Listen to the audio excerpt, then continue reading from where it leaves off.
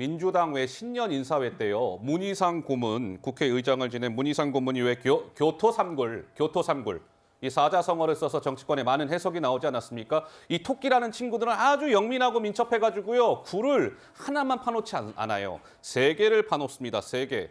그래서 이제 정치권에서는 아하, 문희상 고문이 이재명 대표의 사법 리스크가 이제 위기가 막 고조화되고 이 대표 이후를 생각하는 플랜 B, 플랜 C를 이야기한 거 아닐까? 라는 여러 가지 해석이 나왔는데 민주당의 오선 중진 이상민 의원은 또 이렇게 얘기했습니다. 한번 들어보시죠. 리스크가 있다면 분산시키고 최소화하고 당의 전체에 미치지 않도록 해야 되는 건 당 지도부로서는 당연히 해야 될 일이고요. 그런 점에 플랜 B, 플랜 C가 필요하다는 건 당연히 우리 당의 지도부는 명심하고 이재명 대표의 사법적 의혹을 당의 총력을 쏟는 또 연계시키는 이런 것들은 자제해야 된다고 생각합니다. 위험에 대해서 미리 대비하는 것은 나쁠 게 하나도 없지요. 자, 이상민 의원은 저렇게 얘기한 가운데 최재성 전 대통령 정무수석 이재명 대표가요. 제대로 지도력, 리더십을 발휘하지 못하고 있다. 이렇게 또 일침을 놓기도 했습니다. 이어서 듣고 가시죠. 대선 기준으로 보면 당시 두 분의 최종 득표율하고 지금 지지율하고 보면 이재명 후보가 더 많이 까먹었어요. 윤석열 정부가 잘하는 것이 아니고 정말 역대급 지지율 아니에요. 지금 정권 초에 상대적으로 민주당이 신뢰 경쟁에서 이기지 못하고 있다.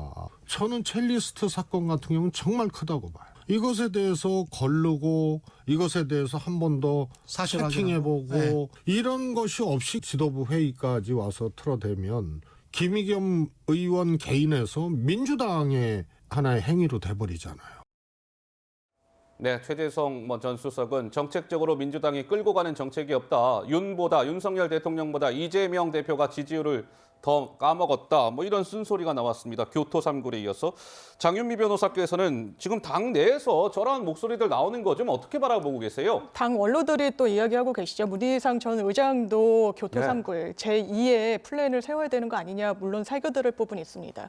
최재성 전 수석 같은 경우에도 특히 첼리스트 의혹과 관련해서 그냥 개인적인 어떤 국감장에서의 의원의 의혹 제기를 벗어나서 이걸 최고위원 회의까지 들고 오는 데 있어서는 이중에 스크린은 최소한 있었어야 되는 거 아니냐. 그런 부분이 민주당으로서는 실책으로 작용했고 지지율 반등의 기회를 좀 놓쳐버린 부분이 있다. 그리고 이른바 윤석열 악마화에 너무 매몰돼 있는 거 아니냐라는 여러 가지의 지적들 물론 새겨들어야 되는 부분이 있는데 저는 일단 이재명 대표에 대해서 수사가 진행되고 있는 와중에 사법 리스크로 인해서 민주당이 사분 오열되는 거 아니냐. 그 지적에는 좀 동의하기가 어렵습니다. 아, 동의하기 어렵다. 오히려 한 가지 정도에 대해서 한정해서 정말 검찰 수사력을 집중한다든지 하는 국면으로 수사가 펼쳐졌으면 모르겠습니다. 그런데 너무나 전방위적으로 그것도 사실 대장동 수사와 관련해서 정체가 되자 정말 이 수면 아래에 있었던 성남FC 사건으로 정식 소환을 하고 이런 부분과 관련해서